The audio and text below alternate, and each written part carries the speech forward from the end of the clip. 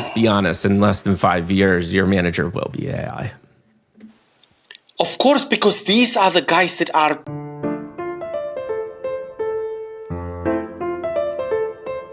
Welcome to the Mikey G podcast experience.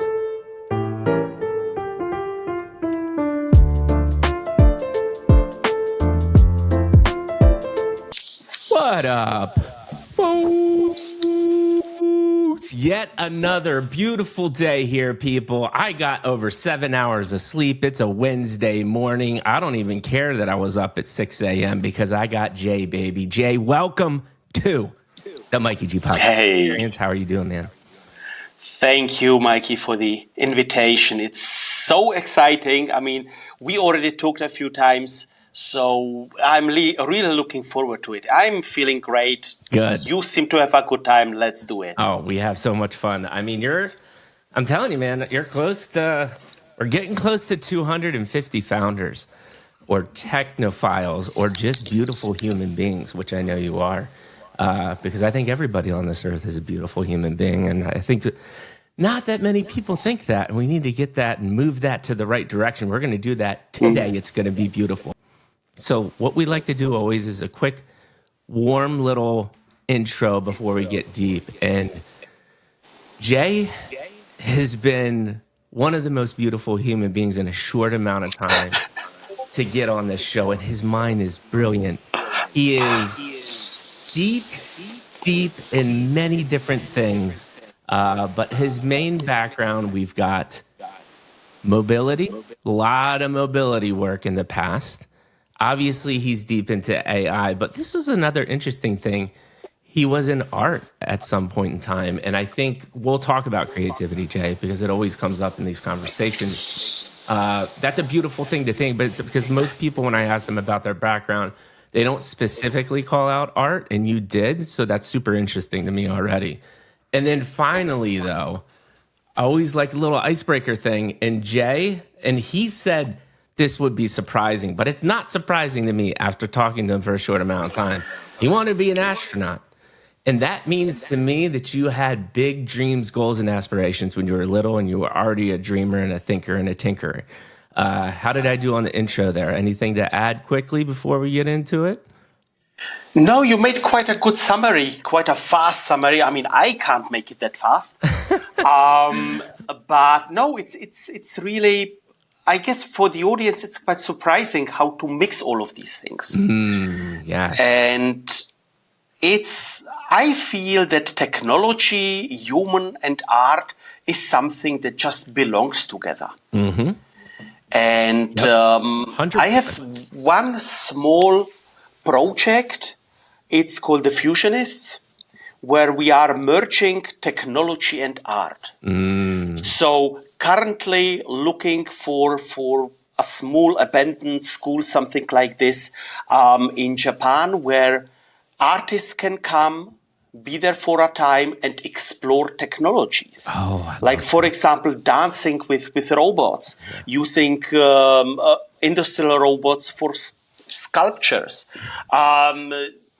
experimenting with 3D printing, with in immersive technologies and so on. So really to merge these two essential ways. Yeah, and one of the things is all about these different experiences, right? And this immersive art has become a thing, and I haven't been an experience, but I can only imagine. And it's like, I don't know, I forget the guy's name, but really like projecting these just beautiful pieces on a building or a massive landscape, right? And it like you're just immersed in the art, and I want to go to one of those because I think it could be like almost a spiritual experience, right? And I think it's very important to your point of it can't be all doom and gloom. We need to figure out how to co-create and live in this new world that is, which by the way, people are like, is going to happen. It's already happened, people, and that's what the problem is people don't realize that it's already happened. And it's just moving so fast. So we need to figure out how to do it together. Like, there's no choice of whether we want it to happen or not anymore. It is, how do we do this the best way, right? And I'm super excited. So with that being said, man, we're here. The world famous Mikey G podcast experience. Question, Jay, Yay. how did you get to the seat you're sitting in today? To reiterate for the audience, please give me chapter 1, 2, and 3. Chapter 1 is your childhood. Prompting questions here would be parents, parental figures, mantras, be kind, pay it forward, work hard, whatever it may be. Vivid memory, or were you a tinker, did you play sports? Give me a couple sentences, we'll talk forever. Chapter 2, where did you go to school? What were you interested in? How did that formulate into your career? But again, remember, I want the failures. I want the insights and the learning lessons, because it's a little selfish. I'm going to school today as well, too. I have had the greatest education by taking hundreds of founders through my show and getting their insights. And, I always say this too, is like, the insights and the topics of what we talk about on this show, it doesn't change much, right? It's not rocket science, but why I gain this wisdom and knowledge is because your experience applied to adversity or taking risk is so unique, and there's just unlimited permutations of that, right? And so really interested in chapter 2 about those permutations of these lessons learned. And then chapter 3, obviously AI. While we're here, we'll invite you on to the other podcast. We'll get way deeper into AI. Today is a lot about you as a human being.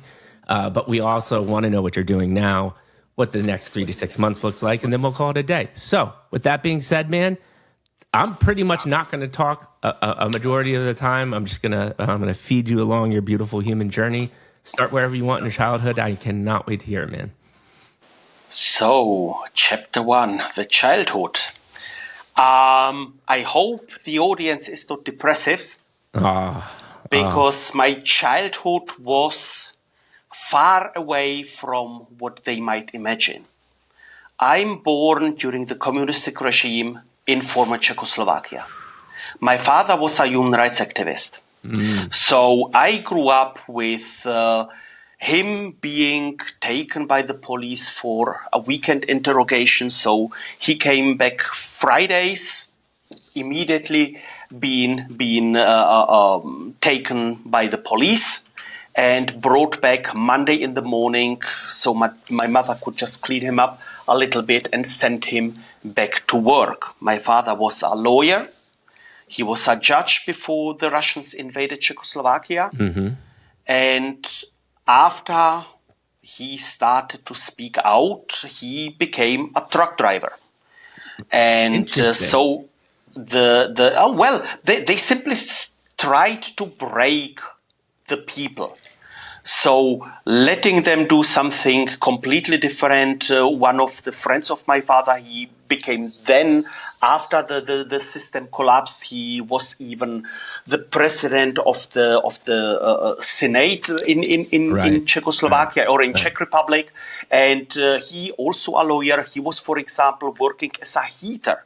So with a shovel, putting coal into the huge burning stuff, really to break the people. So my childhood... Had this already happened, or was this happening when you were really young? Like, what this transition had already happened, or you were like 3 years old? Like, So I'm born 1971. Okay. The Russians invaded in 1968. Okay, and so this was already transitioning.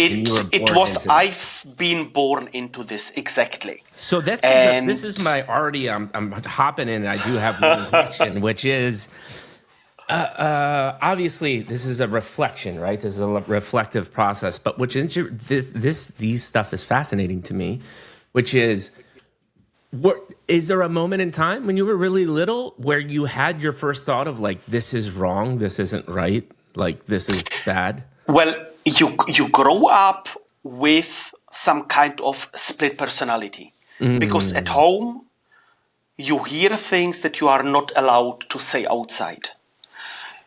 At home, for example, we knew that our phone was wired.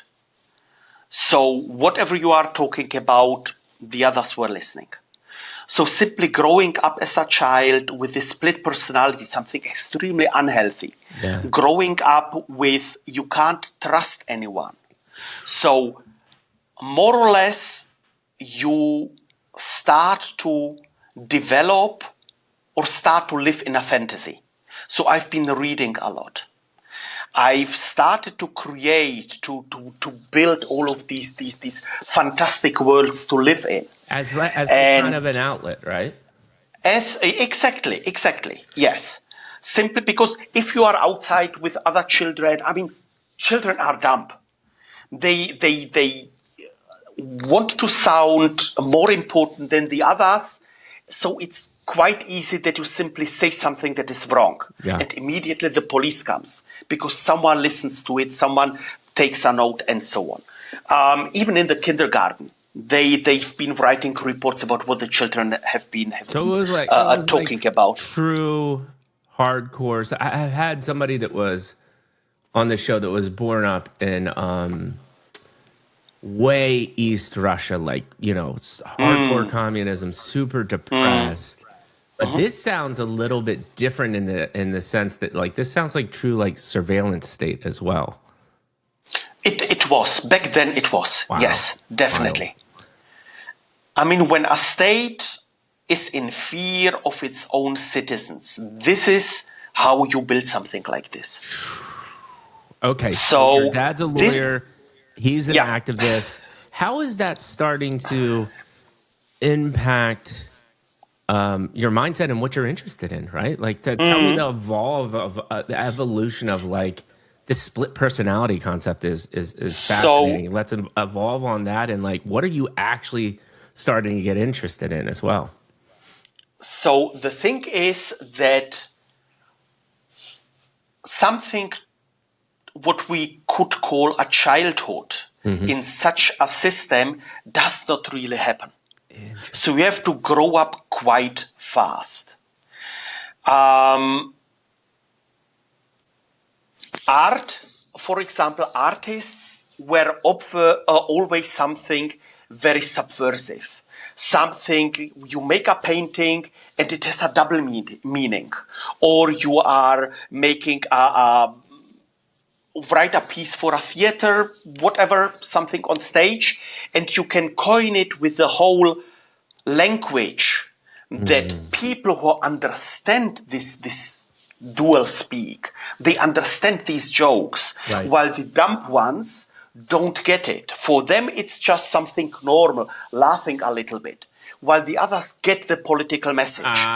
So you're saying, like, art was almost your form to, in a subversive way, like, deliver a message. Yes. But then, but then at the surface level, it could just be entertainment for the people that didn't want to see. Exactly.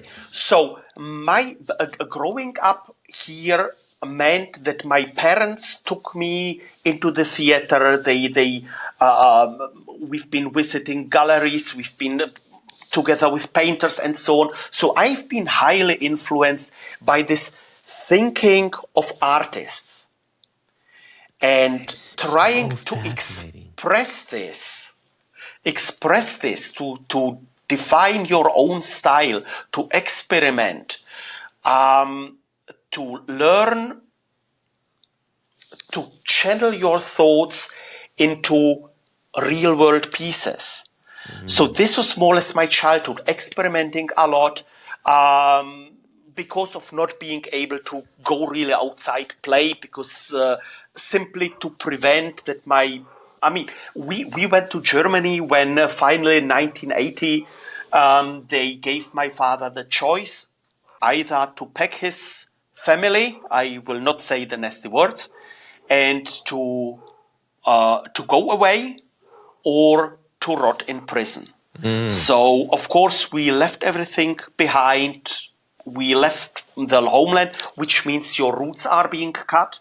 So my childhood till the early, let's say, growing up till adult age means to reinvent yourself again and again. Wow. What I've learned, a very, very intense lesson that I've learned is not to give up and that there is always a way.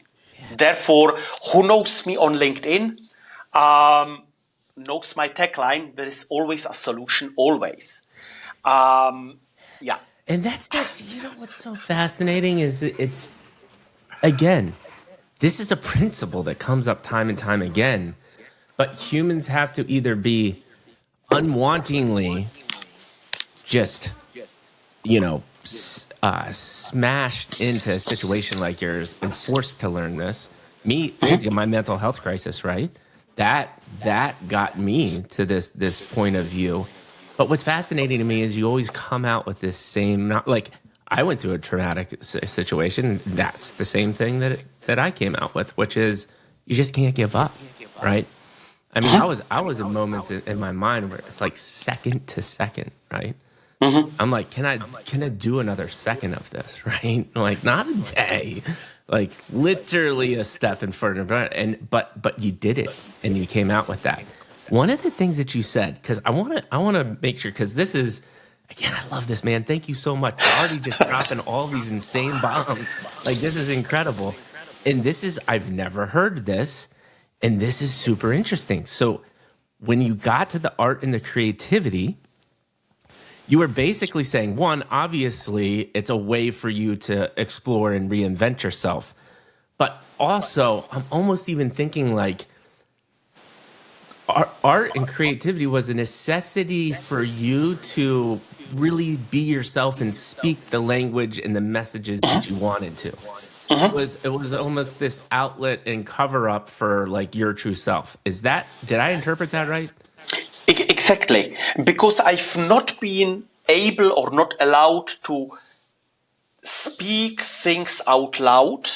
I needed to process them in another way, to say what I'm thinking, but without putting my family into danger, without going into any kind of repression and so on. Yeah. So when the goal is, for example, in school, to make in art class to make a painting about this and that, I think differently. Yeah. So I would do something critical. So you need to wrap it into something that looks really nice, but if you understand the language, you see immediately what the guy is talking about. That is fascinating to me. So could we even level this up? And it's like, I'd love your thoughts because you went through this. Is like, has art in oppressive situations or situations like this, like over time, do you think that is maybe why art has taken the direction it has and has deeper meanings because it was an outlet for people stuck in situations like this? What are your thoughts on that concept? Exactly. If you look through the history, how artists are doing things, if it's a painting, if it's a torso, some kind of face, and so on, pottery, yada yada, they always found ways how to encode messages into it, so that the one who pays for it does not see it. So you can make a small drawing into it, expressing far more, making a whole caricature of the whole piece that you've made, just with this one thing that you add into it. The history is full of it. If you go, for example, to Rome, if you go to the Vatican City, the city is full of hidden messages. Wow. Because sometimes when the church, and they had the necessary money, then they paid for a piece, and you as an artist, you disagree with them. You believe into science, into all of the dangerous stuff back then. So you've started to encode these messages into it. Yeah. This is one of the reasons why, for example, all kind of oppressors, one of the first thing that they target is free thinking art. Yep, makes sense.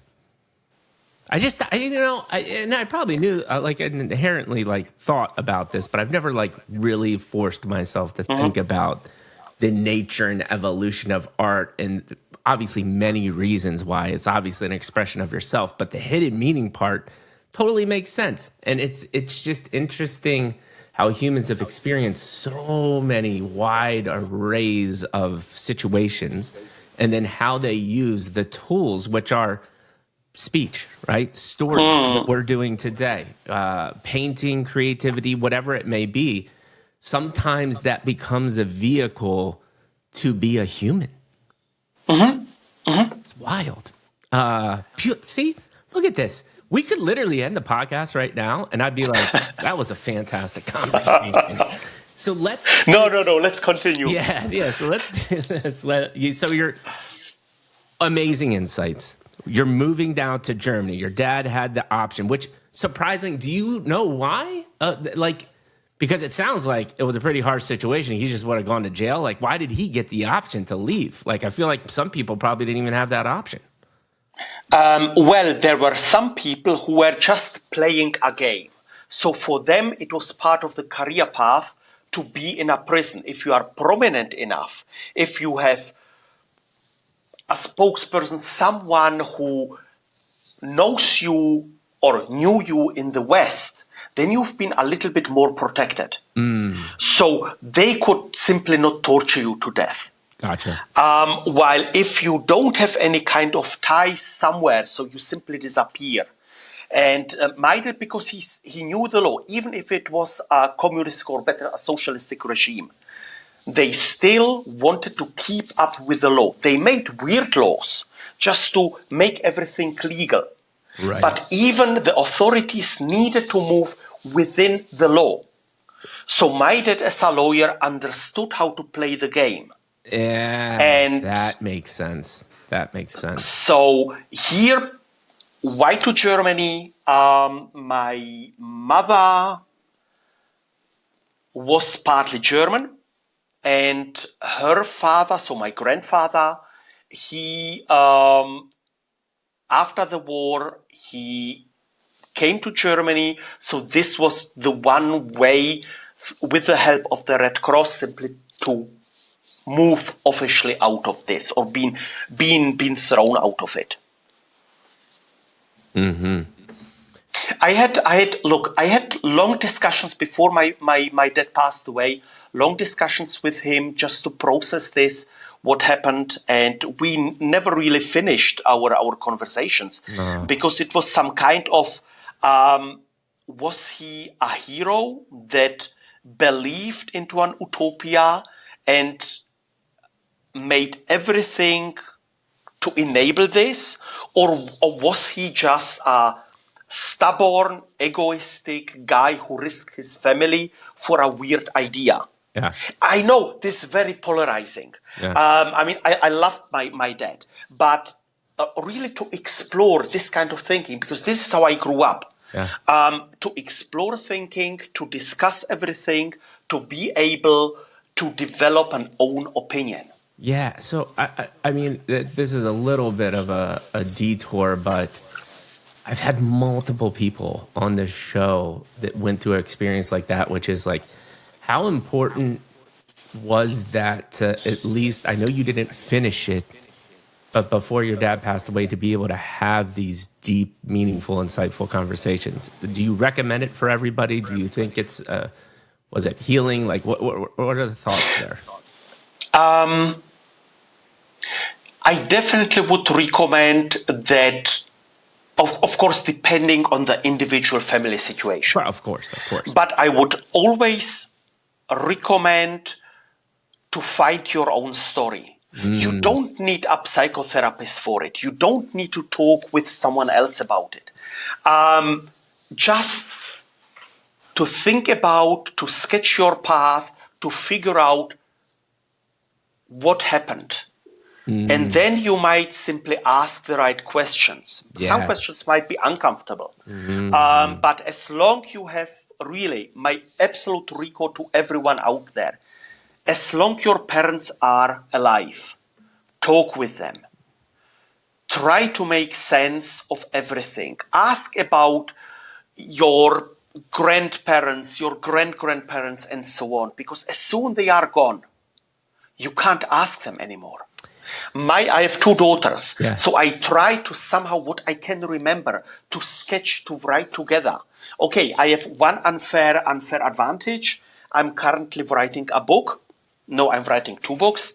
We'll see which one will be published first. The one book that I'm writing is with a friend together. It's something like a chat between the two of us. And the currently working title is Confessions of a Spy. It shall be a manual for a world without spies. Ooh, I love that. Hey, listen. You got one a first reader. I'm going to read every book that you put out. I think your brain is fascinating, and I love it. Okay, so let's continue. yeah, Yes. let's continue. So you're in Germany now. Let's get into like the tangibles of like, were you a tinkerer? Did you play? Like, what is starting to really interest you of learning? You know, you have art. How did that evolve? So art was always somehow there. If I've been just sketching or making photographs and so on, so it was always a companion. I have here my living room full of my own photographies. I have some drawings. I have even some stuff that my mom made. My older sister is, how is it called? She pottery. Artistic pottery, while her husband is made pottery for everyday's usage. So my whole family was full of these impulses. In Germany, what I figured out as one of the first is the Western science fiction was different than the Eastern science fiction. This was one of the biggest aha moments. Why? The Western is mostly the setup in a dystopian future. Mm-hmm. They want to scare the shit out of us. Mm-hmm. Oh, the aliens will come and will yada yada, so we have to fight back. Mm-hmm. Or another alien goes into the ship, eats everyone, yada yada. Yeah, so Hollywood has done a good job of getting a bag picture of AI and robots. Yeah, Terminator, exactly. While all these different ones. Exactly. While in the Eastern science fiction, if you read the Polish, even the Russian books, it was a bet on the future, as long as the future was in some kind of communistic state, whatever. But it was painting a little bit of a positive picture in the sense that tech enabled humans. Is that right? Yes, exactly. It was about progress. It was a bet on the future, and the future needed to be bright. Because if you are depressing the people, they will simply not do their everyday job, right? Right. So this is simply the different message that I've learned, this clash of the cultures. Interesting. It kept my view or my influence of the Eastern science fiction influenced me so much that I simply preserved this positive view on the future. Mm-hmm. Because the future is so far just an idea. It's not done. Right. So we still can shape it. Right. And this is something that always was part of my messages, that always was part of when I've been in the job, and so on and so on. Right. To see technology as an enabler to help us as humans to get rid of nonsense, to mitigate our weaknesses, and simply to help us to become far better than we are now. Right. Right. That's super interesting, man. And so as far as math, like let's start transitioning. Like we're in high school time. You're also now socially, becoming a human being here. You're meeting friends, or you're not meeting friends. What did all of that look like? Playing sports, or you just like on computers? What are your thoughts there? So, remember the split personality, not trusting anyone. Right. This is what I brought to Germany with me. So your roots are cut. You have a very weird German. Yeah. Everyone simply hears. I don't look like a stranger. Right. Or like a foreigner. Right. But they hear it. So of course you are being somehow always under suspicion and so on and so on. Out of this not trusting anyone, it took me years, really years, maybe even decades, to really open up enough to have friends for a longer time. Which means before this moment to realize or to process the past, I changed my whole circle of friends every 3 years. Right. I could not in the past, I could not simply be out there knowing that if these people meet, that they would know Jay. So I only kept them in some kind of facets, splinters, serving some kind of, and never mixing this. I started to, when your roots are being cut, I started to travel a lot. Okay. If it was possible, of course. My dad had to establish himself in Germany. My mother had to work. My brother was in a huge identity crisis because he was 5 when we left. So whenever there was a possibility, I've been away. So I've been 1 year in London in school before they expelled me. Different story. I've been a year in France in school. I lived even 1 year in the US, went there to school, half a year in where were you in Chicago? In Chicago, first half of the year. Then I've been in a small rest of the school year in a small pissed village in Michigan, which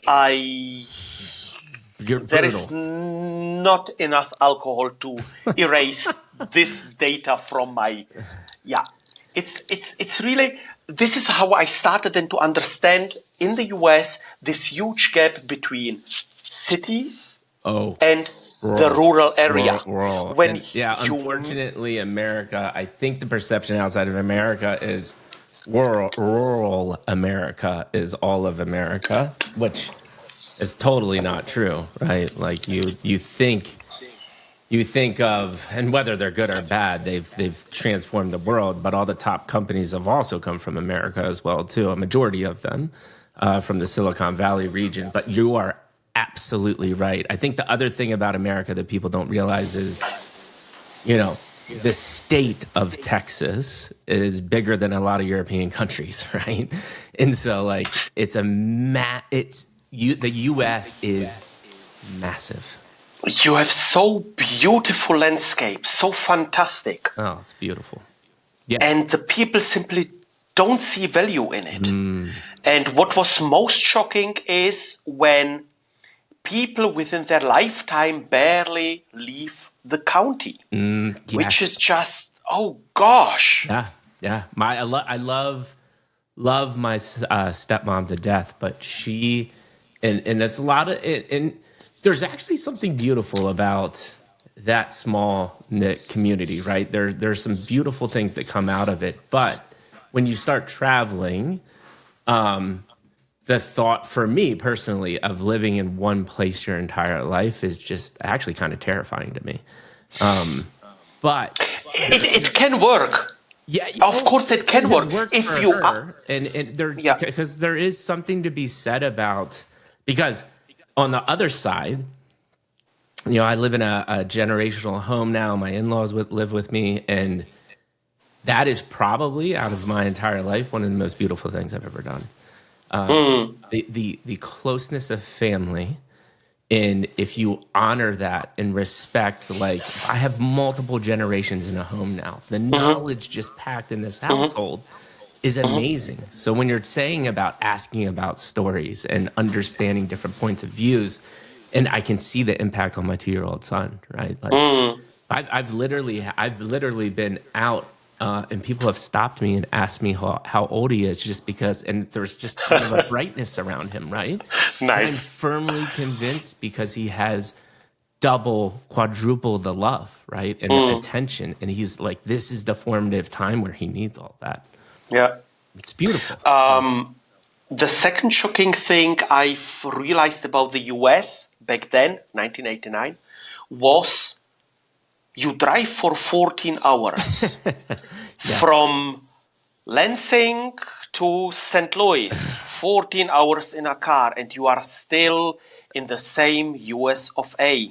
You pay with the same money, you more or less speak the same language, while driving in Europe, you have different languages, you have different characters, you have different cultures. The food is different, real food. Yeah.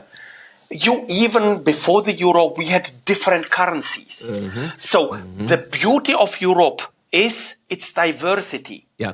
This huge everything. I can, let's say, have a breakfast in Paris, go down for lunch to Rome, and have my dinner in London. Yeah. So this is the beauty. At the same time, this is our biggest, let's say, problem. Yes. Because we are not one. Yeah. We have our national chauvinism, how I call it. We have even on the regional level. When Germany decides to terminate the contracts with Microsoft, and the Bavarian state simply says, we want Microsoft and we pay billions for Microsoft. It's like, oh, come on. And he makes such a good point. And again, man, thank you so much for all of these insights. I totally agree with you, because the ironic part is, if you were at least to talk to America, and people that I talk to outside America, they're like, oh, America is amazing because it is incredibly diverse and anybody can move there, blah, blah, blah, blah, blah. But it really isn't in the mindset. Yes, there are a lot of people from different nationalities here, but at the same point, true diversity is like different just styles of living. And you're absolutely right. When I went, my sister lived in Wiesbaden for a while. Okay. I'm so sorry for her. But so here's the thing, right?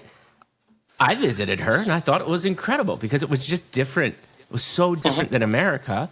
And the same thing, right? It was during Christmas time. We did the German market. 3 to 4 hours, we hit multiple different countries. And it was just so drastically different. Like that, to me, is more diversity than what people perceive diversity in America.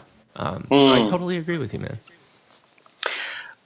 So this personal growth, or to constantly learn while traveling. I mean, it's not just going somewhere for vacation and being the whole day in the sun, just somewhere in the pool. This is not really traveling. When I'm traveling, I'm meeting the locals. I more or less live with the locals. It's to get the secret recommendations of the locals from the locals, so that you really see things and can get an own opinion. So this became something very, very important for me. When I'm not able to travel, I really start to be like a tiger in a cage. It does not work. So again, something that from my childhood on was part of me is really to learn, to see, to meet different people, to learn from them, because there is always something you can learn. Absolutely. And I don't think you can ever stop learning. I always said that the day you stop learning is kind of the day you start dying a little bit, right? Yes. So yeah, school. So I've been on several schools. I've been expelled from several schools. It was a fun time. Yeah. My dad, because you've mentioned my secret dream, the astronaut. So my goal was to study engineering in Aachen and to become an engineer for rocket engines. Okay. So this was really my dream. So I've prepared everything. I've started to fly at the age of 14. To meet the right people, to be in the whole thing, and so on and so on.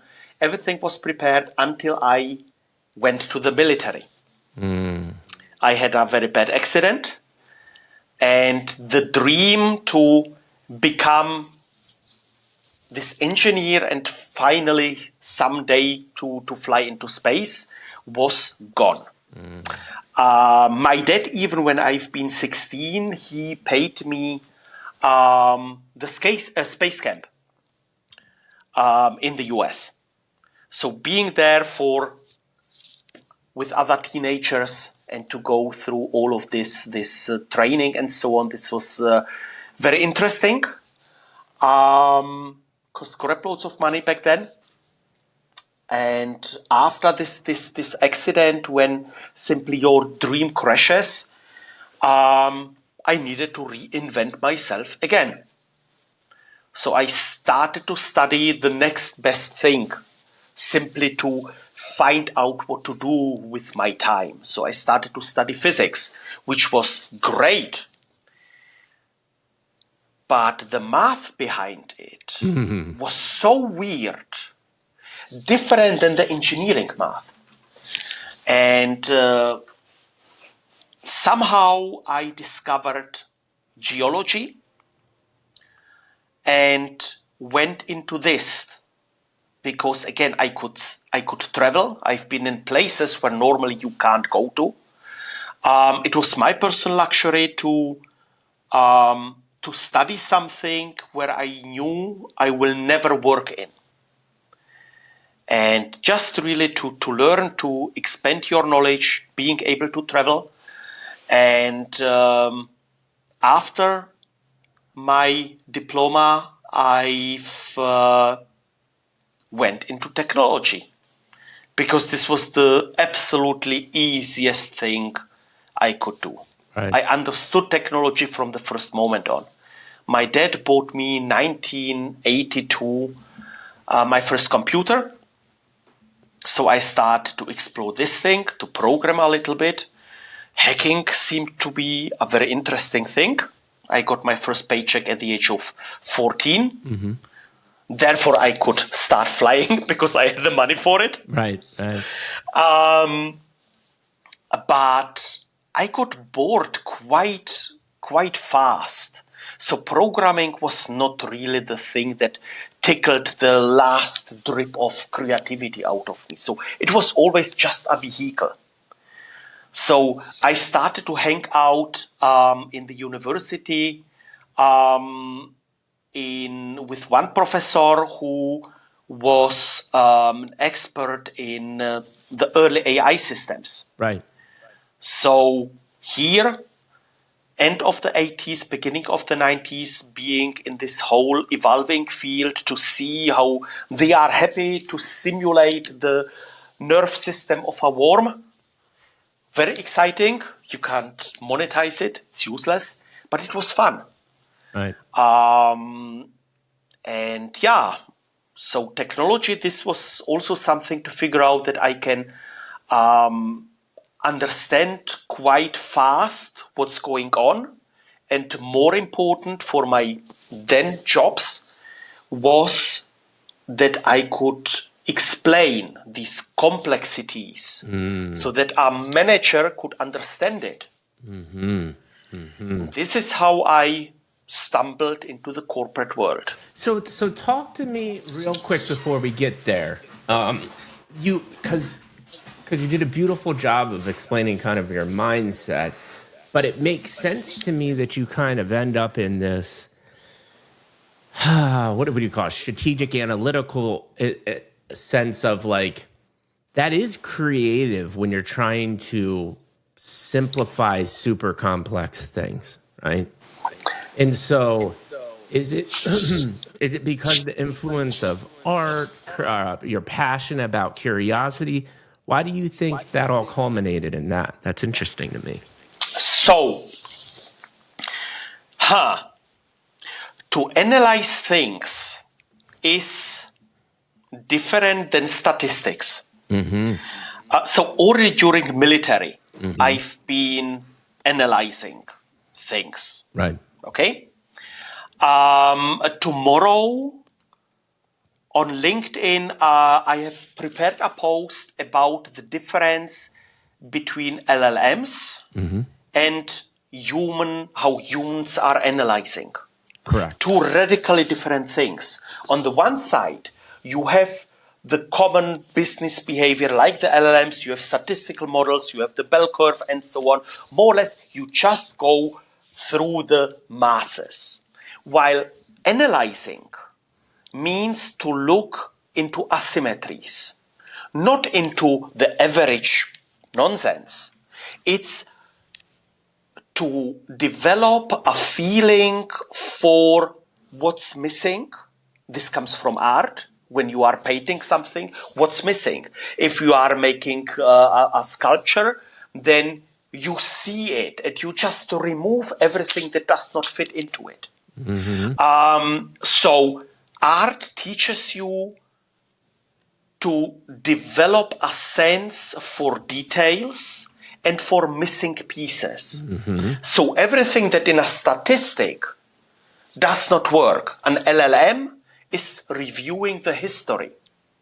It cannot predict the future because the future, an LLM or all of these statistical models are going to the most common thing. They do not see the extreme things. Yeah, they're just trying to predict. It's a prediction model, right? Like, and they're not exactly pattern recognizing the world. Like that's why I love Jan, who left Meta, because he's doubling down on the world model. Like I think the world model is what really does progress us. And how do you intelligently link these patterns? Because that's what a human brain does, right? Like you have these context and references. And what is let's be honest, a majority of that comes through vision and sight and feel and experiences of the world. It's not just, of course, like we use words to express all of that stuff that has come through our brain, right? And it's not perfect. Our words are not perfect. On the visual level, we can transport far more informations. Yeah. Then just write it down. Has taken off so big. Yes, you can say 1,000 emotions with one GIF or meme, right?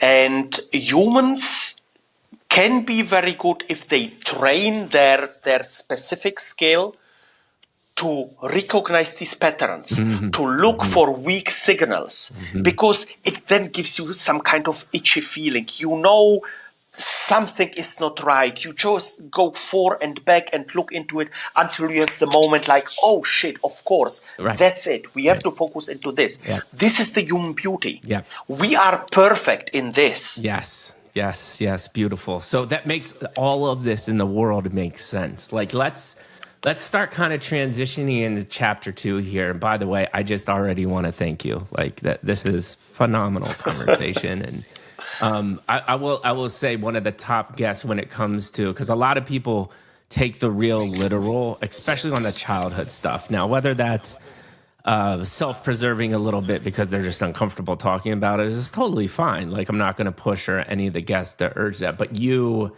immediately went to the, well, what was the output of this and what was the byproduct of the things I experienced? And it's just been so beautiful. So when we're going to chapter 2, I like the same context, right? So we've got, and I have a total understanding of why you're thinking the way that you're thinking. Now let's talk about how you're starting to apply that to your career before we get to like your entrepreneurship journey and what you're doing now. Very bad.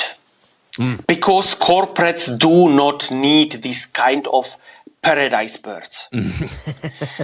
What they need I've is been corporate my whole life, and I get it. What they need is someone that shuts the fuck up and simply does the job. That simple it is. Even if they tell you, "Oh, we need radical thinkers, we need this," no, they don't. This is not how a corporate works. And learning this, my first job in Munich was to work for Siemens. I'm grateful for this experience, but I've been so happy that after half a year, I got a call from a headhunter taking me out of this. Then I worked for a US publishing company. Okay. Again, lessons learned. So from a huge corporate to I think 800 people. This thing, publishing, of course, collapsed as well. 9/11 came. Give me a couple of lessons learned before that, because you said again a lessons learned. So big to small. Give me a couple of lessons. So one of the in all of my jobs where I've been employed, the biggest lessons learned is do not believe the lie that the company is your friends or family. It's not. They are not loyal. They will replace you whenever they can. It's more like a hyena cage. Everyone is just looking for you to make a mistake. Right. So this fairy tale, oh, we are one big family, Jay, why can't you, yada, yada, yada. No, it's a fucking lie. Because your boss will be the first one to replace you if he sees a benefit. And even if it's just to get a compensation for reducing the workforce. Why do you think that is? The incentives are wrong. We are trapped in a system where we have jobs that we don't like, to make money we don't need, to buy shit we don't use, to impress some assholes we hate. This is the regular way. Our schools, for example, are... So, a school should teach you how to learn, should teach you to love learning. Everyone right now talks about lifelong learning. Hey, if we've not learned it, how shall we? The university should not prepare you for a well-paid job. The university or the college should teach you critical thinking, should teach you that you can find your way. Yeah. Well, it's going to be a lot of pain over the next 5 years, but fortunately, AI is going to force the hand on that, right? Oh, we'll see how this will progress, but definitely in the one or the other way. Yeah, I hope it goes the other way. I mean, yes, that there's that. We'll talk about that on the other podcast. But you're absolutely right. Again, back to my you asked me household. What? My mother-in-law was in education her whole life, right? So, and understands the importance of creativity and lifelong learning. And it's just beautiful to see my son. He's like every morning he goes down, he has a new set of learning apparatus in front of him while he's eating breakfast, right? Like that's the stuff you should be doing. We need adaptive learning. Yeah. Here AI could help us to understand who are you, how do you learn. Simply to skip some lessons, because you don't need to learn this. You are already brilliant in it. So focusing on something else. Is that what you mean? Yes. Describe adaptive learning in your terms to me a little bit more. What does that mean? Adaptive learning means that the learning, let's say, imagine a school. The current educational system is there is someone who is preaching to you. Right. It's not learning. Right. They are just flooding you with something and you have to catch up. Adaptive learning would be if you would have, in human terms, your own teacher, your own tutor, a private teacher that sits with you, that understands you, that knows who you are, how you are, what makes you curious, what bores you, and so on. And that he prepares every day, or let's say in every lesson, the whole stuff that you have to learn according to how you should learn. Yeah, it's just like what's going to happen in the medical and bioscience field, right? Like we have these general parameters of how to be healthy, but everybody's body is so nuanced and it reacts so differently to different things. Yes. Like you need a personalized health plan, right? Yes, exactly. So like personalized learning, the personalized healthcare is extremely important because we are, let's say, my blood pressure, if I would have been born in Africa, my level of blood pressure would cause a heart attack to the guy. Right. Because simply how you grew up, your genetics, 100%. what you eat, and so on. We have even differences between male and female. They just started to understand it. It's not just done, or children. Oh, of the pill, take just a quarter, then it's fine. No, it's not. What we are using in medical terms is a shotgun. And we simply hope that somehow it fits. Yes. I have, for example, this theory, I wrote even on LinkedIn about it, that a sustainably healthy society is built or needs to be built on three main pillars. The first pillar is healthcare. Free, proactive, available for everyone. Not the shit that you have in the US. 100%. Sorry to say. It needs to be proactive. So right now, everyone starts make money if you are sick. So where is the incentive to keep you healthy, right? So if we solve this, check. The second pillar is wisdom. Yes. It's education, free and available for everyone. And it should not matter if you need 4 years for high school or 8 years or 25 years. Even if you are so, let's say, behind that you need 25 years. Even this guy can be for 5 minutes the brightest mind and can have this one idea that changes everything. And the third pillar is culture, art, because this is what makes us human. Why did you skip food and clean water? Or is that a byproduct of one of the things? Hold on. So food is part of culture. Oh, okay. Therefore, I've not said art as a specific domain, but culture. Yeah, okay. Culture means you don't need to be an artist. If you consume, if you deep dive into it, you can read. My dad, for example, he owned a gallery. He called himself a non-artist. He knew what he liked. But I saw a sketch when he was studying law in former Czechoslovakia, and he had some time. He was sitting in front of a mirror and painting his nose. If you have enough time, if you are motivated enough, everyone can make an amazing part. Beautiful. We just don't do it. I love it. It's just easier to do it somewhere else. So culture, in the cultural context, really enable us to do all of these things too. And Yes. that's such a huge opportunity, and it's up to me, like a small, like less than 1% of the world of people like me and you that have this opportunity to help make this change. And I'm so excited about that. So take me through. Take me through now the rest part. You gave this beautiful insight, right? Large company to small company. The insight of what corporations have meant to you, and I agree with a lot of it. Next, what's next? So don't get me wrong. I'm grateful for this experience because sure. I am who I am because of these experiences. Right. While I've been studying, no, hold on. I had already my first company when I've been in school.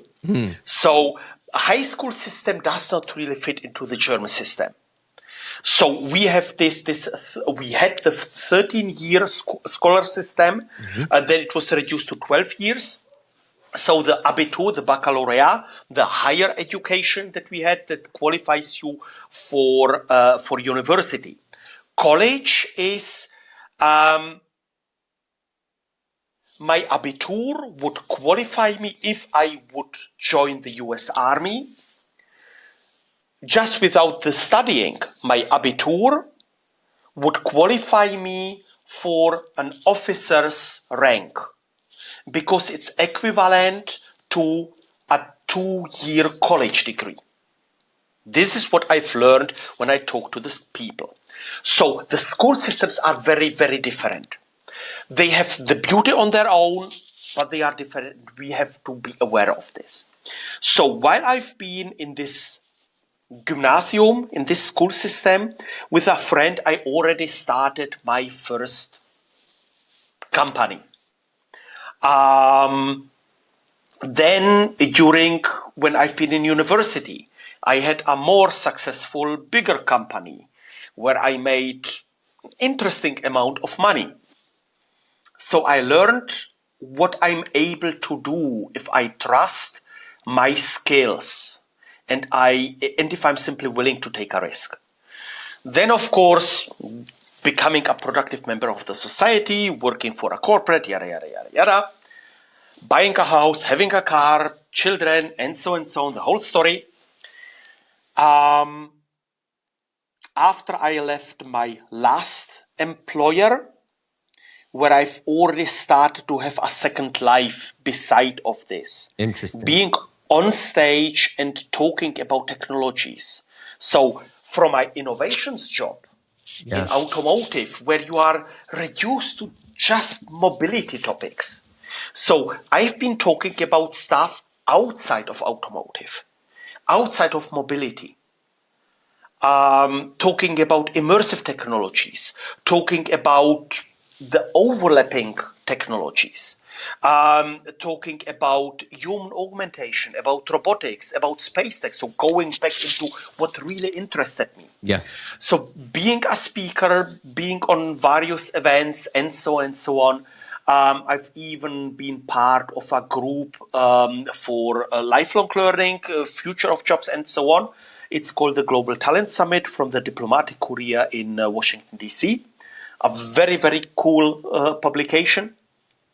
So really exploring what I'm interested into, where is something that does not bore me that fast, where I can bring a significant impact into this whole ecosystem. Mm-hmm. And then with beginning of the pandemic, when we've not called it a pandemic, I quit my corporate job because I had the opportunity for a professorship in the US, which of course did not work out because 2 days before my flight, the travel ban came because of the pandemic. So I had to reinvent myself again.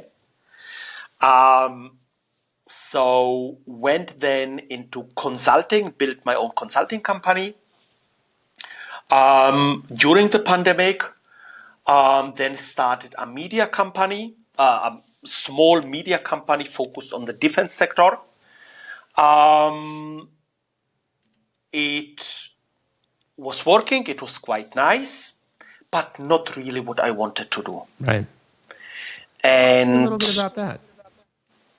About what? It was working, it was nice, but not what you wanted to do. Yeah, you made money, it was fine, but I don't need to make this money. Mm-hmm. As I've said previously, we have jobs to make money, to buy shit, and so on. This is not how I see it. What is your thought though on? Unfortunately, money is still a byproduct and necessity of at least to get the bare minimum, right? Because like there's that famous saying that like, I don't know to paraphrase it, but like no money at all can guarantee misery, but all the money in the world can't guarantee happiness, right? What is your thought on that idea? So, I see the people being trapped in this economic treadmill to constantly make more and more and more and more, right? Having less and less and less and less. Mm-hmm. What I figured out is time is the only thing I cannot buy back. I can buy everything, 100%. not time. So time is my absolute benchmark. Yep. And when it comes into money, into your resources, the difference between the vast majority of career guys and me is I know when it's enough. I don't need more. Enough is simply enough. I can drive just one car at the same time. I have my 2 dogs. I have my 2 beautiful daughters. I make sure that they hopefully will have a life that is still worth living, but that they never have to experience any kind of fear. But this kind of I never had the impulse to become a billionaire. This was never my motivation. Same. It's simply I don't have this embedded greed. Because you need everyone with a little bit of motivation, with a little bit of luck, with a little bit of whatever, could make a nice amount of money, having 1, 2, 3 millions to have a calm life. This is what I mean by enough. Yeah. Yeah. If you make 100, 200, 500 million, then you need something a little bit different in your psychogram. If you are aiming for a billionaire, then you have a different problem. There is just a handful of people who are billionaires just by accident. They've been super lucky. Yeah. Yes. But the other thing, if you look into inherited money, which is mostly dirty money, come on, if you look into German billionaires, most of the money can be tracked back to the Nazi regime. Oh, yeah. Period. Oh, yeah. If you are looking into... So this filthy, huge amounts of money, pile stocks of money, are always based on sweat of someone else. It's not your intellect, your strength, your whatever. This lie that if you work hard enough, you can make it, is simply, no, you need also the right connections.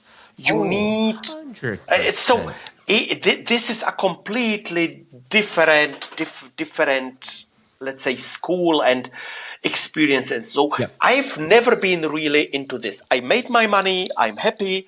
I shifted into an investor. Okay. So I'm investing into startups. I do not want to make it over excessively. When there is an idea, I believe into it. When it's fun, I'm in. As long really my base is secured, knowing where it's enough, up and down. Yeah. What really triggers me right now, where I'm very, have a huge passion, and I think this is my purpose, is, you've mentioned it in the beginning, the DAO. So building... So wait, real quick before we go here. Yes, sure. Anything from chapter 2, insights, lesson learned, because I feel like we're getting into chapter 3 in your current AI passion. Anything else that you want to add there before we transition? By the way, we've been talking for an hour and 10 minutes, and I feel like it's been 5. It's been beautiful. Damn it. But yeah, I want to give you kind of like a final chance to. Yeah, sure. Anything else? So no, I guess I've said what I wanted to say. That you need to be aware of what you really need, what you really want, what you want to achieve. Right. So knowing where it's enough to stay happy. Which does not have a follow up for that though. Okay, sure. I've come to this realization. You've come to this realization. I think the most successful people that I have met have all come to this realization. What is your advice for somebody that is really searching for that, maybe understands this principle, but just feels stuck? Okay. So one option would be give me a call. Just ask me. Because in a dialogue, we know things, but we need to articulate things to understand them. Yeah. So in a dialogue with someone, you can, if the other person asks the right questions, you can figure out. If you are not such a talker, mostly I recommend take 3 sheets of paper, okay? On the first sheet, you write down, if Jay could step with his fingers and magically make everything happen, how would your ideal look like? Ooh. This is the first page. The second page is, if Jay's fingers are not so magic, what is the next best thing? With what could you get along? What is fine enough for you? The third page is the most important one. What is your no-go? Where do you not want to be? Because mostly we end in jobs we don't like because we've never articulated what we don't want. Right. It's an individual way. Some people do not want to be entrepreneurs. Some can only be entrepreneurs. I, for example, cannot be employed anymore. Yeah. This is simply done and dusted. So be aware of, maybe one thing. Heck. If you try to make a picture of your resume. So mostly we are having these linear paths. School, university, work, 1 job, 2 jobs, die bitch, away. I started to sketch my resume, how it looked like. It's more a patchwork. Because as I've said, I'm quite easily bored. So I changed the direction, do something else. In 2019, I've seen a keynote. It's all right. Dogs, sorry. It's all good. I've seen a keynote from a professor that described the purpose of being. So he had this slide that showed the spectrum, and he labeled the spectrum from from bluish till greenish, Yeah. from doesn't interest me till reason of my being. And so I took his spectrum and put it over my resume, over my patchwork. And I've seen that more and more I've been shifting from the not interested parts towards the greenish parts, the reason for my being. Yeah.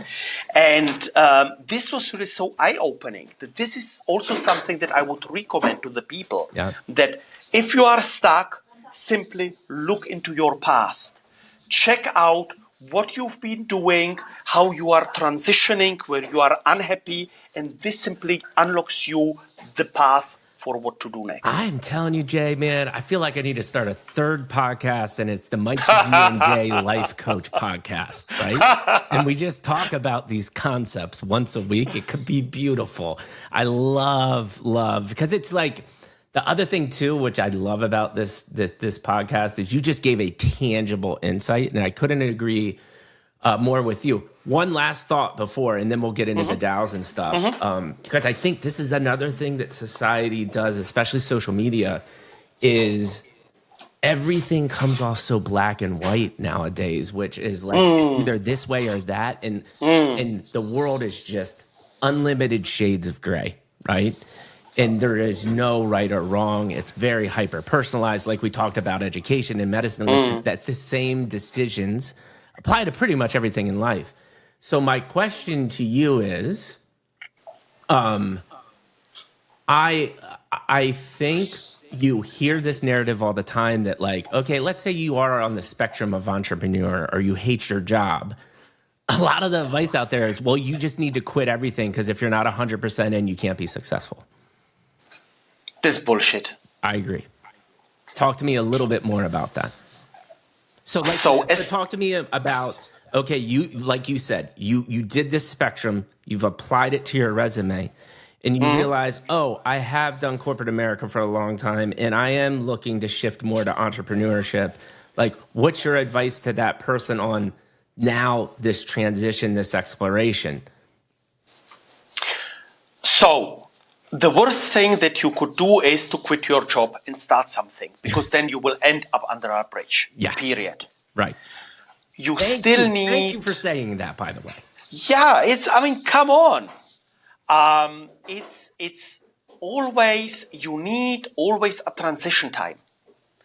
You need to phase out, even if you would be this super tough entrepreneur, and even if you have this fucking lots of money, the day you stop, your purpose that you gave to yourself to survive this job is gone. You will fall into a deep, deep hole.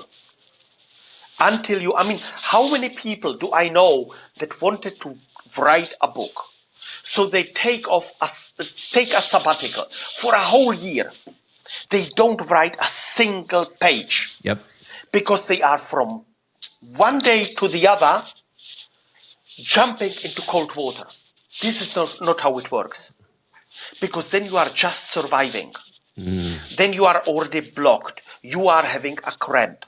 Beautiful. It does not work. You need to go smoothly. It's one thing if they fire you from your job. Of course, it always depends on the situation. If you've been fired from your job, hopefully you get a compensation.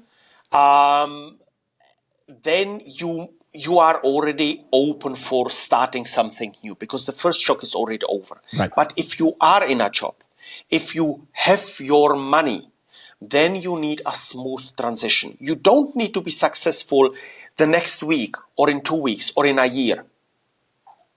If it takes you 5 years, so what? Yeah. It's about finding your way. We don't need to build unicorns all the time. This is the next fucking fairy tale. Yeah, yeah. Everyone thinks it's you got to be Mark Zuckerberg or Elon. Oh, like that, gosh, I know. That is not how it works. And this is the difference, to know when it's enough. If you are happy with a cabin in the woods and doing your, I don't know, making from pieces of wood that you found, chess boards, whatever, and sell them. If it's enough for you, if this is what you are, then it's fine. Yeah, yeah. And you know what's interesting about this concept? I hear this all the time on the podcast as well too. Is if you do like you said, just a brilliant conversation, which is if you can visualize what's enough, and I'll use my example. I have everything I need, man. I live in San Diego. I live in Southern California, which is one of the most beautiful places in the world. The weather is 75 degrees and sunny every single day. I live less than 20 minutes from the beach. I have a really big family home. I have flexibility. I have no financial worries, any of that. And now I get to concentrate on the things that I love. And I still have a day job, right? Because it's part of what I think I still should be doing to provide for my family in ways I want to provide. But I have this podcast and I have other side hustles and entrepreneurs and endeavors. But the ironic part, what I'm getting to, is the success, the money, all the things that people want, they come when you formalize this clear vision of what you want.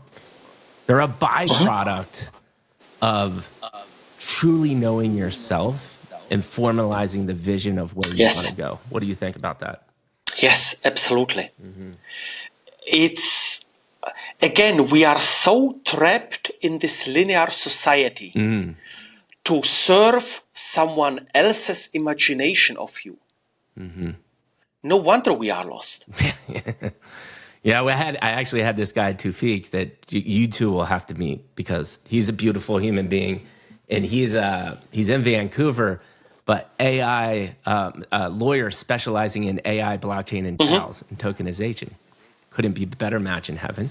I actually think him, you, me, co-founder, there's going to be some beautiful things we can do in the future. It's gonna be beautiful. Yeah, sure. Sure. But why I brought him up is you said this linear path.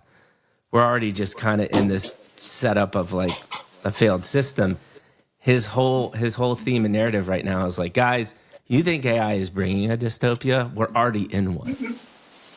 And you need to recognize that. And like, that's his whole theme. And it's a very interesting concept in the sense of a lot of the things that you were saying are like the norm in reality. And he's like, his whole thing is like, how do we get out of it now and stop thinking about the future, right? It's an interesting concept. It is very interesting, especially because I have no fear of AI. Right. We should fear the people that use the AI against you. That's the thing. Right. It's the managers that replace you because they don't think into the future. Look what happened with Klarna. Oh, we are firing people because AI can do it. Now they've been silently rehiring people. Yeah, they jumped the gun on that. But at the same time, let's be honest, in less than 5 years, your manager will be AI. Of course, because these are the guys that are with ease to be replaced. Yeah. All of the McKinseys, the Boston consultants, and so on. Everyone who follows a specific workflow, who is dealing with templates, with canvases, and so on. Harvard Business School. These are the people that are being replaced. Ripe for AI to replace it, right? Yes, ripe for AI yes. To replace. I mean, and even, was it McKinsey or one of the other ones got caught red-handed using ChatGPT to... Oh, yeah. It was Deloitte. Yeah. Deloitte. Yeah. They've been caught the third time. It's like, we're going to charge you $100,000 to run my analysis through ChatGPT project with guardrails, right? Unbelievable. It's, yeah.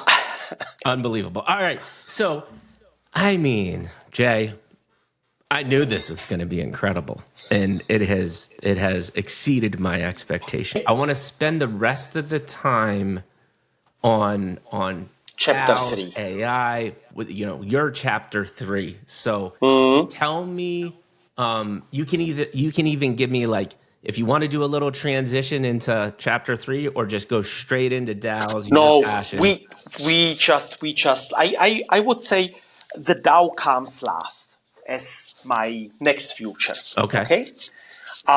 So let's continue talking about AI, about this type of technology. Yeah. I see it as a huge enabler. Using it in the right way, it can help us to focus on what we are best in. Really to get rid of the recurring, bullshitty, noisy stuff that no one really wants to do. Correct. So, which is most of corporate America. Which is most of the corporate world. Yeah. I mean, in German corporates, the Excel sheet is the most important tool you use. Mm-hmm. Everything on your SAP, you make an export into an Excel sheet to process it in the Excel sheet and then re-import it into... So in corporate, it's mostly just... I mean, you are having people that you don't need. Because mostly a corporate hires people so that your competitor does not get the people. Mm. So you are having a complete overload of people. They see that they are not really being needed. So the productivity rate is quite low. Yeah. And therefore, if your stocks go down, you can fire 10,000 people. Because, come on, I have enough, right? So it's just a signal to stabilize your stocks. It's a huge bullshit game. Yeah. And you're saying AI can replace a lot of that stuff that goes on. AI could help to streamline because our current corporate hierarchies are nothing else than just delegation structures. Yeah. A is telling B what to do, telling C what to do, telling D what to do, until the underling simply does it. Mm-hmm. And he has to report back to all of these suckers. Yeah. So this became, by the way, beautifully visible during the pandemic, when the people have been in home office, when the people did not have to show up in office. Said, I don't need to see this asshole all the time. Super productive. And then you've seen how these lower management, middle management started to be very nervous because now it became visible that you don't need them. They are just amplifier. They are just condensing your reports and making another report out of it. Seriously? It's all politics. Yeah, exactly. So having a company where your structures are being optimized, all the unnecessary work to be automated, so that the main people can really focus on what they are best in. If they are the best designer, if they are the best software engineer, or whatever else. You will still need someone to make the strategy for you.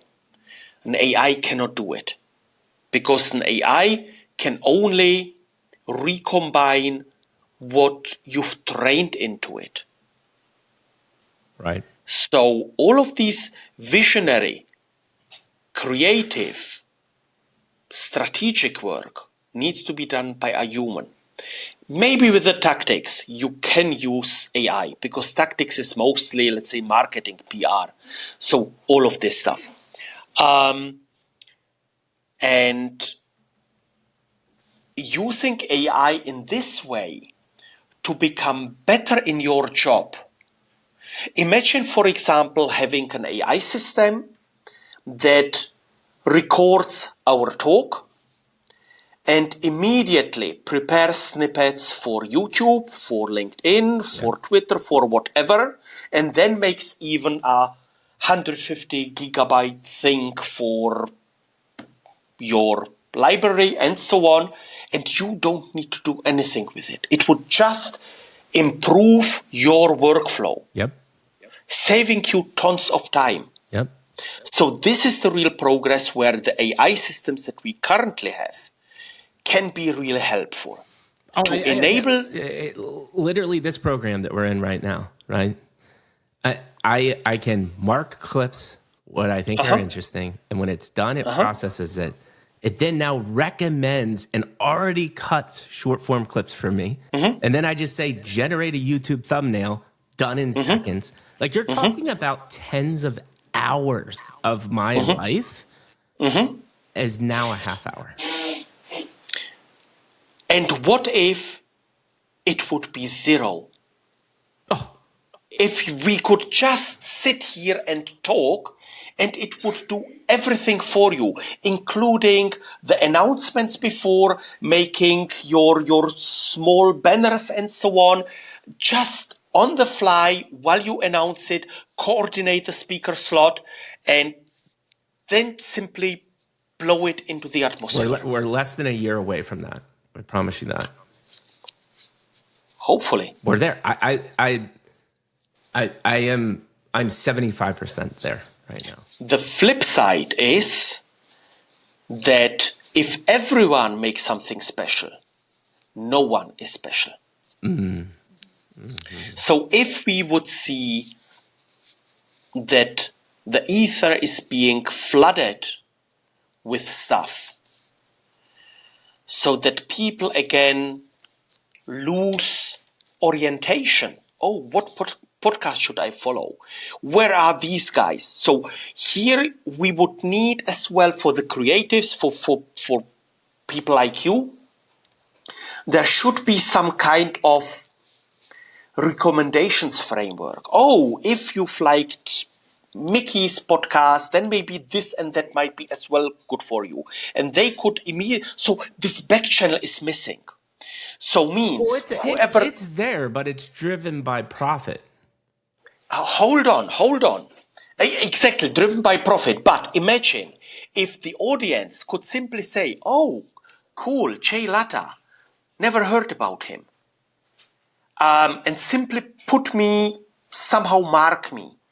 So that if I'm somewhere else speaking, they would get immediately a notification. Oh, Jay is talking about this and that. So that out of one podcast, I could get additional people listening to me.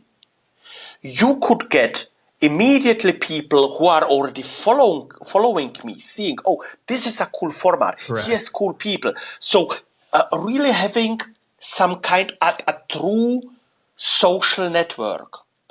What we have right now are no social networks. They are anti-social networks. They are trying to keep the people in their bubble. Correct. To exploit them. And true social networking would be to see these interconnections, to hop through these, like let's say, on Amazon, you buy something and you get simply out of the vast amount of data, you get a recommendation. Oh, people that buy this also bought this. In, let's say, 70% of the cases, it's an interesting offer. Yeah, but then, like you said, then also listen to Mikey and Jay.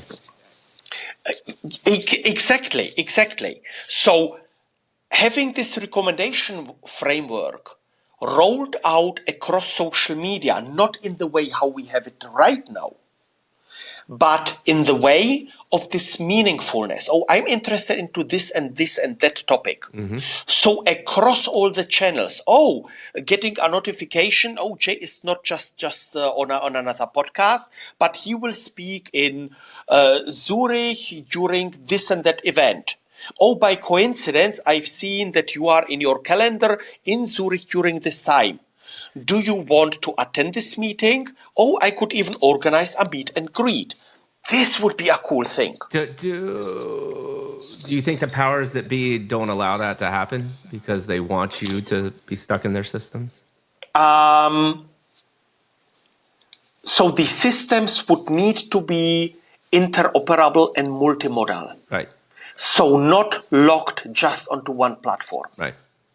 They need to hop with you because I'm not just on Riverside all the time. Right. You are my second podcast that uses Riverside. Mm-hmm. So people that follow you across these channels and even into real time, if I would say I do not want, I want to keep my privacy, fair enough. Mm-hmm. Should be just somewhere marked and blocked. So this would be a really good interaction, and it would be a good mechanism to promote speakers, to promote interesting people, and to have an audience that is always informed and can also get maybe even counterexamples, not to be stuck in the bubble. So is this your example of how we could use AI in a good way, or is this something you're thinking of working on? This is just an example. No, I'm not working on this. Okay. My way is into something different. But this could be a very, very good way how to revolutionize this whole event, podcast, conference, speaker ecosystem. Yeah.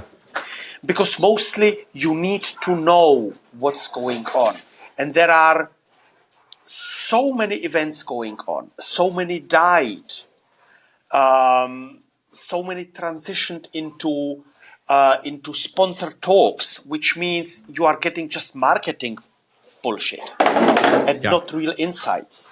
So talk to me about what you're working on and what you're super excited about. Mm-hmm. So the thing is about the DAO, what I figured out is being an investor, there are many adventures that don't have a chance to be funded.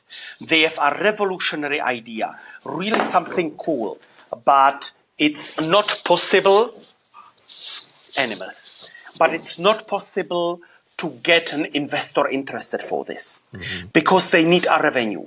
Some ideas can be, like in science, basic science. They make the ground layer. You need this to build something on top. You can't immediately monetize it. So the idea about this DAO, or we've started already with it. Why DAO? Because I want to have in this foundation, in this fund, I want to have the whole management as slim as possible, not to waste the money onto any kind of management. It should go completely into funding of startups. It will be focused on these progressive ideas that bring a benefit, but not immediately return on invest. Right. Right. On top of this, shall be, of course, depending on the money that I can allocate. I'm not that rich to spit out 250 million. Yeah. Some money I have already secured. Of course, my private money goes as well into this. On top of this foundation will be also a prize, which will be linked to money. So means that revolutionary developments that have been made without, let's say, making a unicorn, without financial interest, but that really changed our society, these should be rewarded with 1 million euros as a prize. Example, who might be a good fit? Linus Torvalds, for example, for developing Linux. Or Sir Tim Berners-Lee for developing the World Wide Net. Because they've not done it to make crap loads of money. They had a cool idea and it worked. Yeah. So this is what I'm working on. This is what I'm super excited about. It will be called, the foundation will be called Future Perfect. Future Perfect. I love that. Future Perfect. Now talk to me about, take me through. Okay, so we've got Future Perfect. I am interested in, now take that, can you condense that down to an elevator pitch, a minute or less? What are you trying to do? Okay. And then let's talk about just a little more detail in how this is going to work. But start with the elevator pitch, a minute or less. So if you are, let's say, an inventor, an entrepreneur, whatever, who has this very cool idea that wants to bring to life, the usual investors simply say no. You should be able to online apply for funding. It should cover already the ideation phase, just to develop these ideas. We are planning to implement an automated decisioning till $50,000. Which means if it's valid, if the algorithm says it's plausible, it makes sense, it's yada yada and so on, so then you will be granted this 50K, up to 50K. Of course, you also need to fill in milestones and so on. Most entrepreneurs are surprised that they don't get a whole bunch of money with one check or in a suitcase, but it's bound on milestones. Yes. If you require more, then the board members will look into it and evaluate it. This is as simple as possible. Beautiful. So if I could just condense that down into, tell me if I'm online here, is you're an early stage accelerator for the inventors that never got a chance. Yes. Beautiful. Till Series A. Till Series A. Is the plan, yes. Love it. Love it. So now tell me, how does this actually work? How is this manner? Because you mentioned DAO. Is the DAO part of this, or is that something different? A DAO is the part of this foundation. Yeah, so explain to me now how this ecosystem works then. Shall be transparent. It will be blockchain based so that it can be reviewed anytime what's going on so that people can be sure that the money is not being misused. This AI implementation, really to have a slim board, to have this decisioning algorithm that will have an overview about the available funds. I mean, the 250 million, you don't spend the 250 million. They are invested and you just invest or reinvest what's coming out of this so that you simply don't run dry. How are the DAO making decision? Is that AI agents too, or is that human? It's AI, yes. It's so it will pre-filter, we just started to set up the framework. It will pre-filter all of these ideas so that if you type in, describe your idea, that it already from our repository and from an online search can tell you, hey, what you are describing already exists 20 times. So why do you think it should work? Or what is different? Gotcha. So it's really about to find this unique selling point.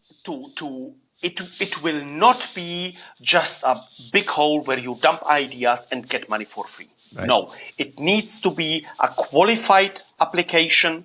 So as soon informations are missing, you will be reminded to fill them in. It will be a plausibility check. Yeah. Does this idea already exist?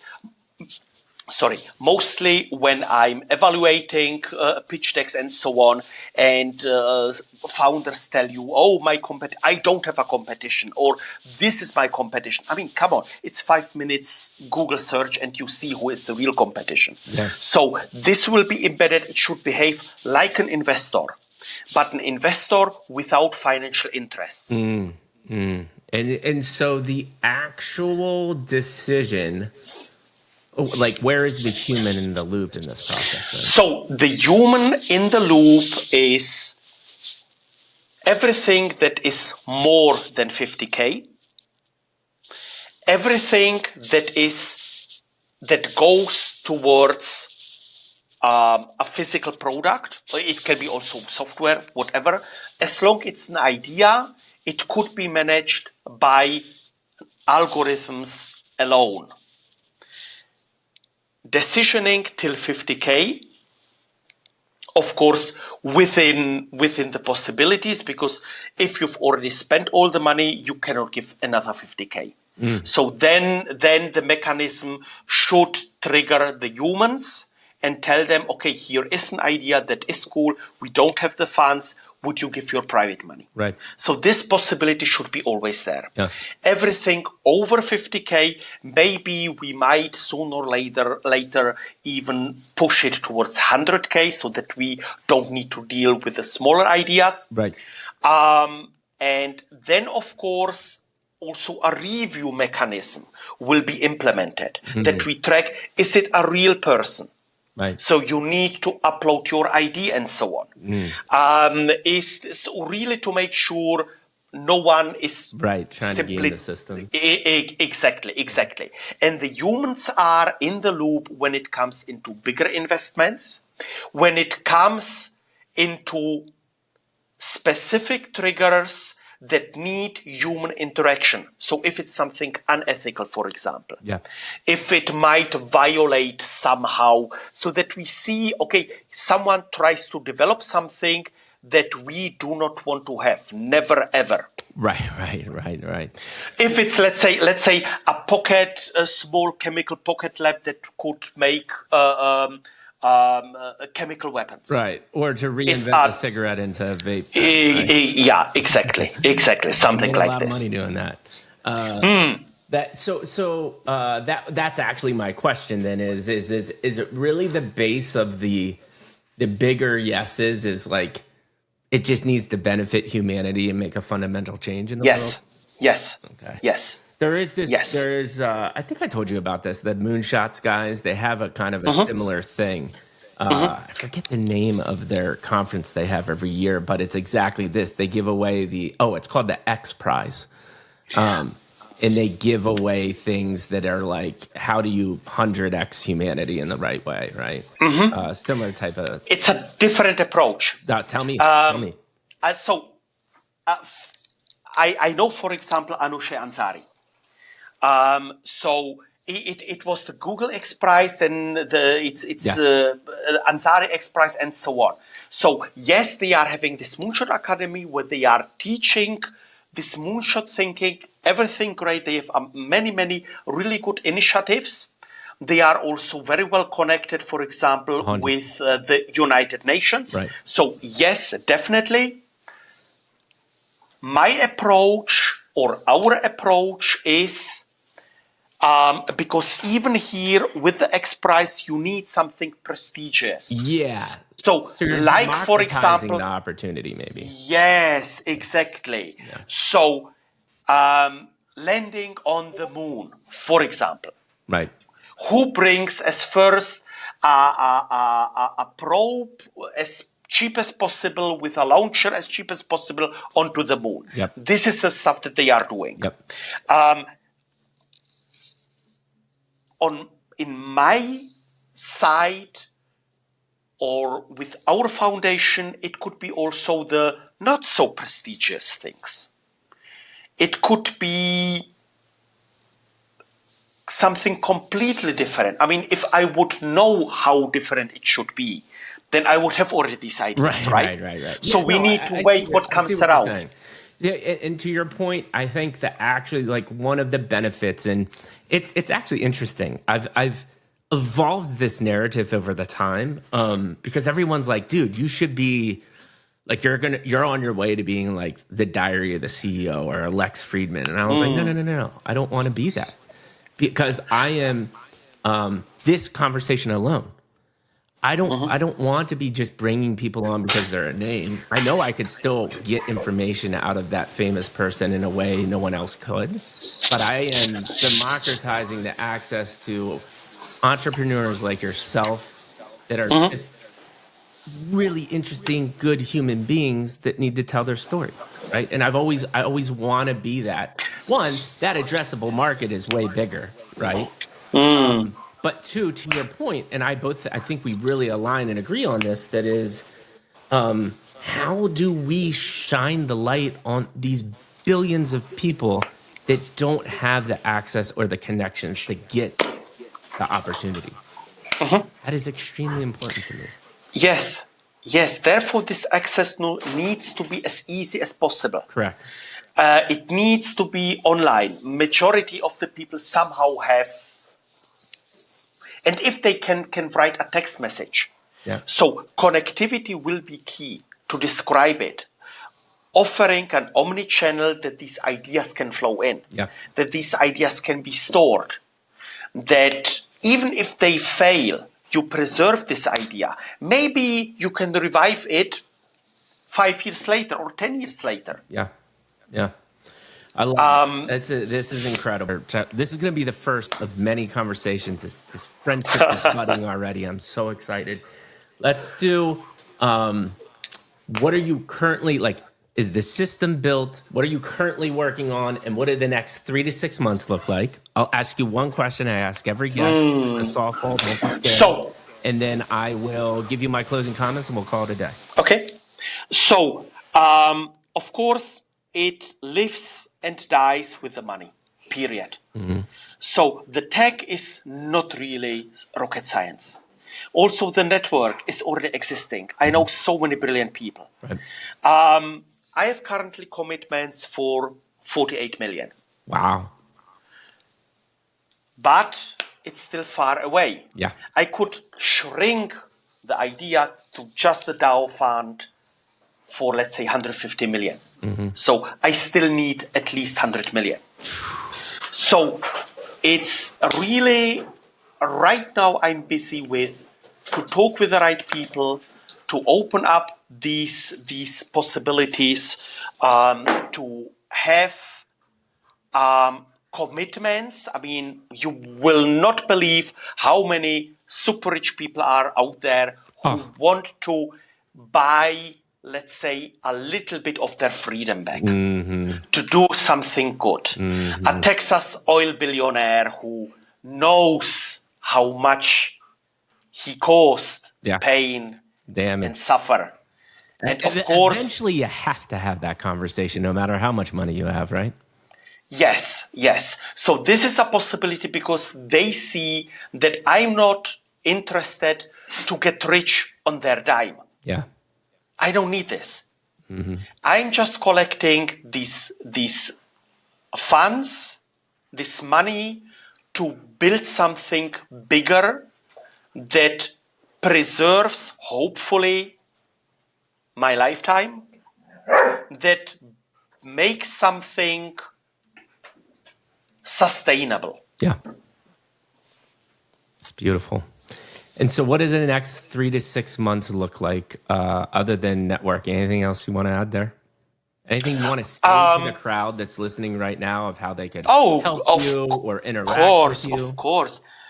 So the crowd out there, whoever is interested, let's say, just to talk to me, feel free, reach out to me. Who has any kind of cool idea like, hey, Jay, I know this and that guy. Might be great to talk with them. If there is, let's say, an elderly billionaire who wants to spend a little bit money, hey, sure, of course.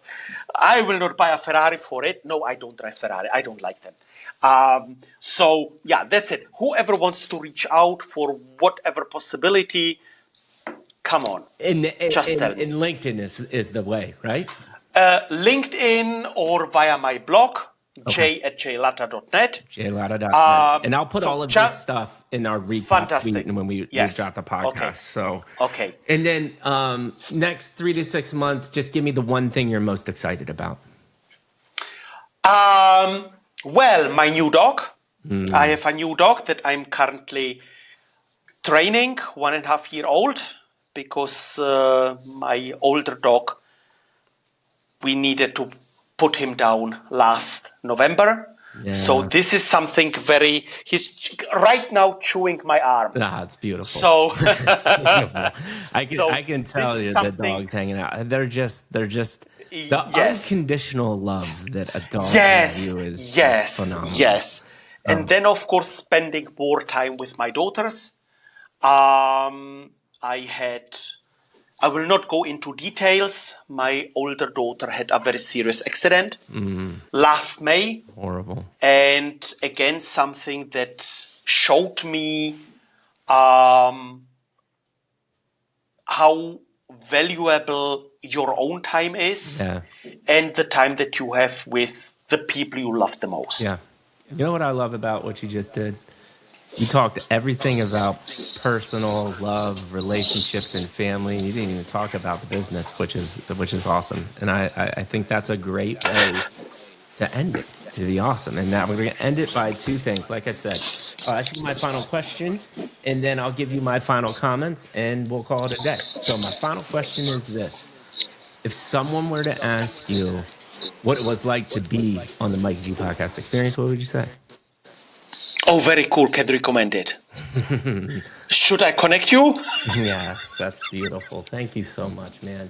And I want, the fact that you had that response means I did my work here, which is we had a meaningful conversation, right? And what I think, man, there's so many places to go on like if I'm recapping what really stood out to me in this conversation, I can't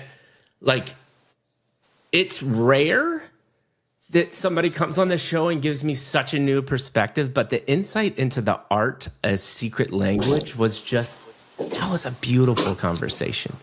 In addition to you being open about this, right? And I even thought about this. I was actually thought about this idea, and then today just solidified it. I'm going back to see my family. So I moved to the West Coast because of my wife had a beautiful job opportunity, and her family's out here.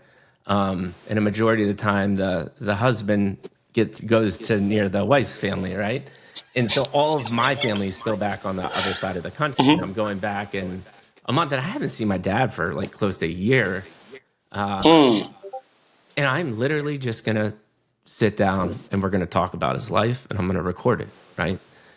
Great. I think it's super important. And then you solidified that when you were talking about your father, the insights on corporate America. But one of my favorite moments, honestly, was when we had the conversation about what do you do to get to these mindsets that both me and you have acquired. And you did that beautiful description of the blue to green over top of the resume. But then you took the time to meaningfully talk about, put down the 3 pieces of paper and what it meant to you. And these tangible things all sum up to, I know exactly, I promise you, one human life was profoundly impacted by this conversation. And this was just live today, right? We have people watching us right now, but this will eventually be listened to by hundreds and thousands of people. And there was, it was from, I think it's from the book Meditations, Marcus Aurelius's Meditations. And it's, one of the concepts there is the great thing about doing good is you actually don't know how many lives you'll impact ever, right? There'll be many people that talk about you if you're doing a good deed or the right thing, and you will just have no clue that you were ever part of their conversation. Yeah. And you did that today. That is the byproduct of what we're going to do. You've changed a life. We've made an impact, and we did it because you're humble. It's because you're insightful. You think deep, and you did it because of all the life experiences you've had. And there's been many people that have gone through similar experiences of you and have just gone off the wrong direction, which is unfortunate. But you were strong enough to do the right thing, and now you're making an impact to the world. And then finally, man, you just gave me 2 hours. 2 hours of your time. Oh, gosh. Seriously? See? Oh, golly, yes. And look, man, we didn't even scratch the tip of the iceberg. We got so much more to talk about. But you gave me 2 hours of your time. And that is worth more than anything in the world. And you touched on this, and I firmly believe we have so many similar values, but that time means it is just not lost on me. So thank you from the bottom of my heart for being you and for taking that beautiful journey, man. Thank you. Absolutely. And with that being said, people, Mikey G and Jay, we freaking love you all. We will be back, but we love you. Yeah. You'll see us around. Have a great Wednesday, and we are out.